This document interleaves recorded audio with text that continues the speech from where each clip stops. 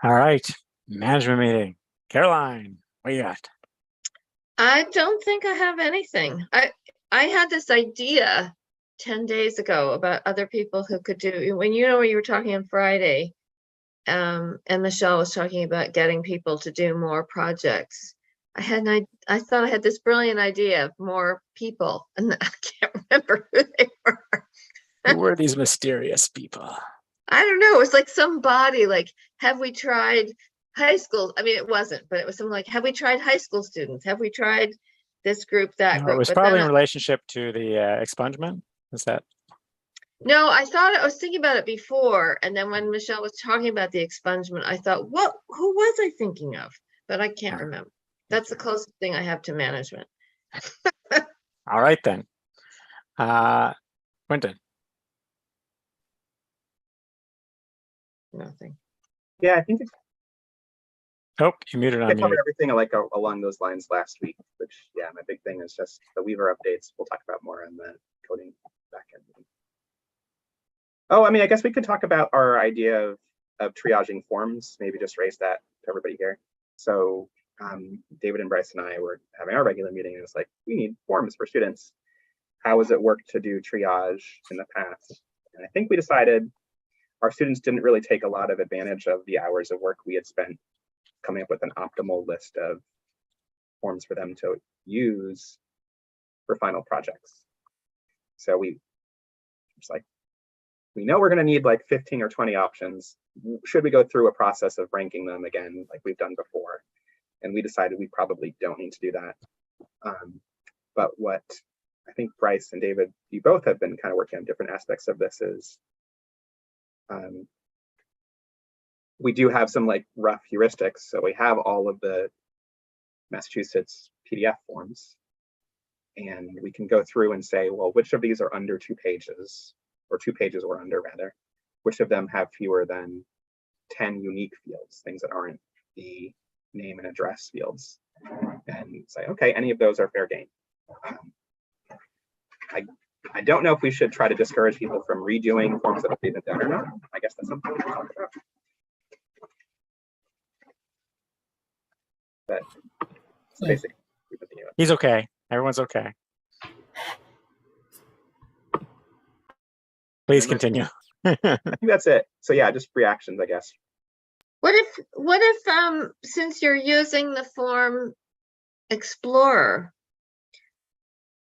I mean, I realize that these are forms that, I mean, the most educational experience is for people to have their forms go live.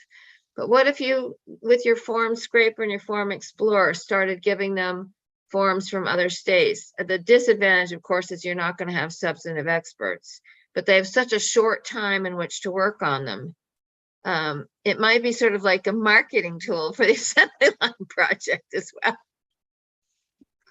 That might have actually been my thought, to do it the other way.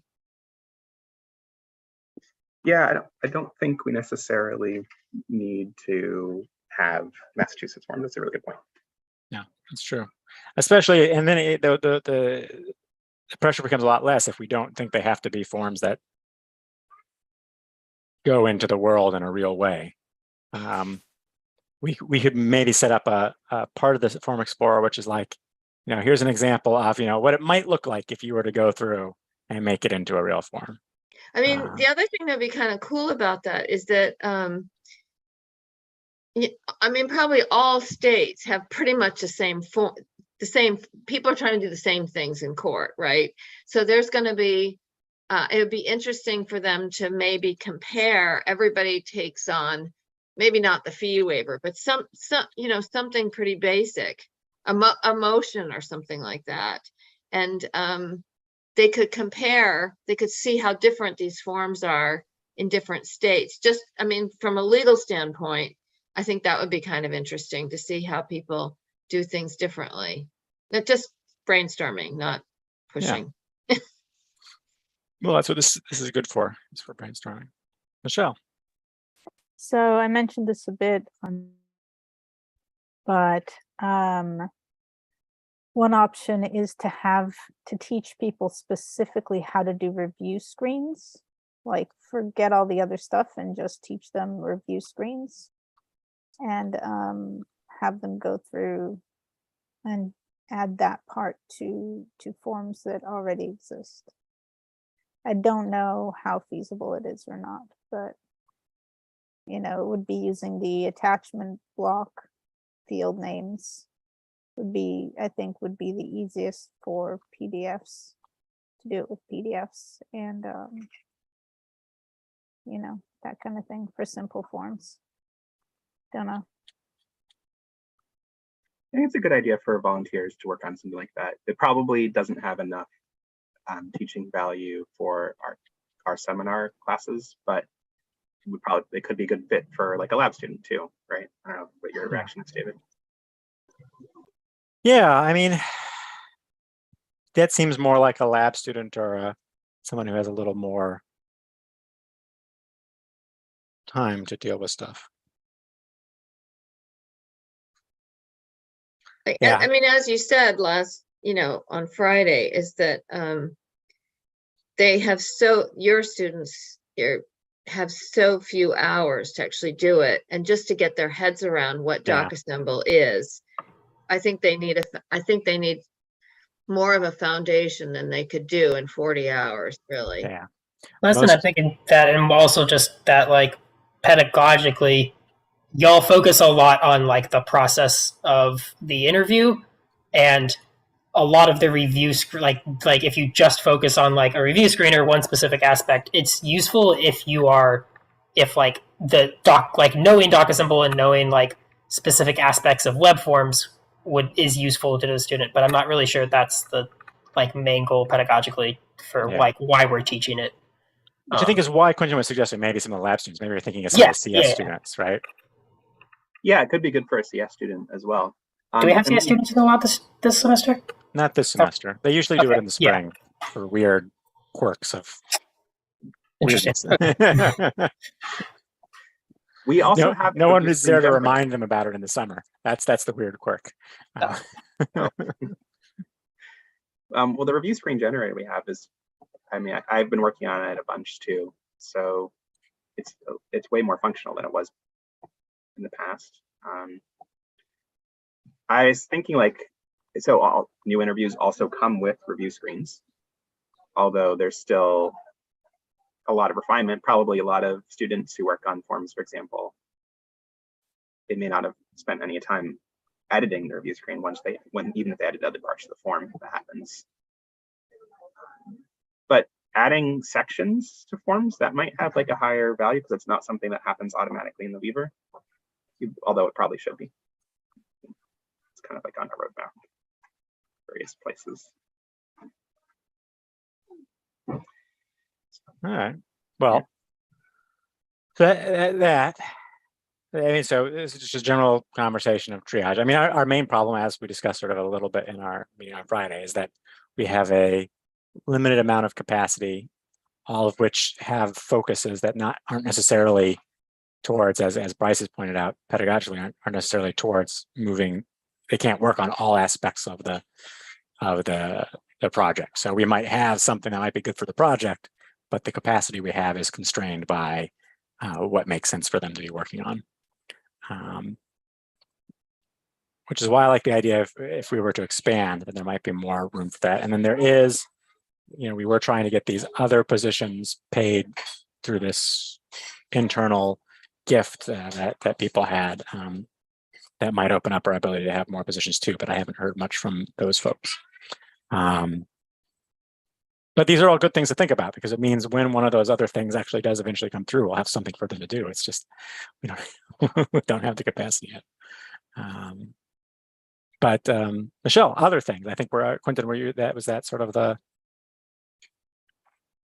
the balance of what you wanted to? Yeah, and I did, sorry, I missed some of like the responses because I think I could go inside, but it wasn't time yet. But yeah, just if anyone had any ideas. Did everyone basically say like, yeah, our plan makes sense, or were there other changes I missed? Sorry. When I was off camera, I couldn't hear what you were saying either.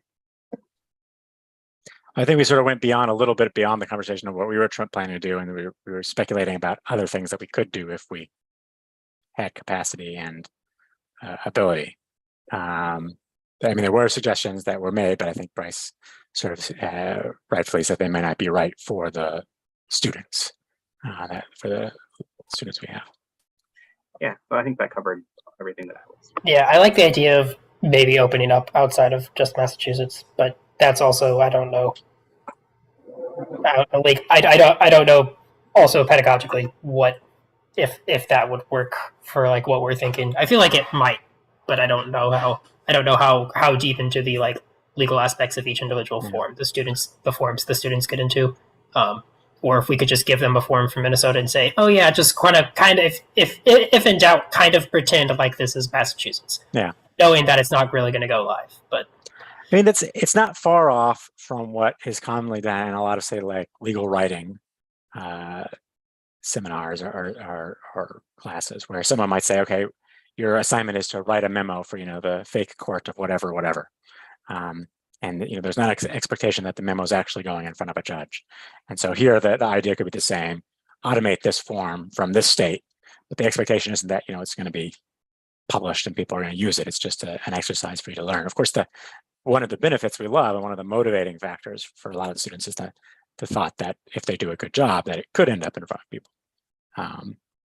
So that's, but that's. Well, the thought that they might be making a demo for another state to look at might, be enough there. Right, yeah, it might not that it's not going to go live. Motivating. But it might, this might Exactly. inspire some people to actually to do some stuff. So show them. I mean, the other thing is once the grant partners get to a certain level,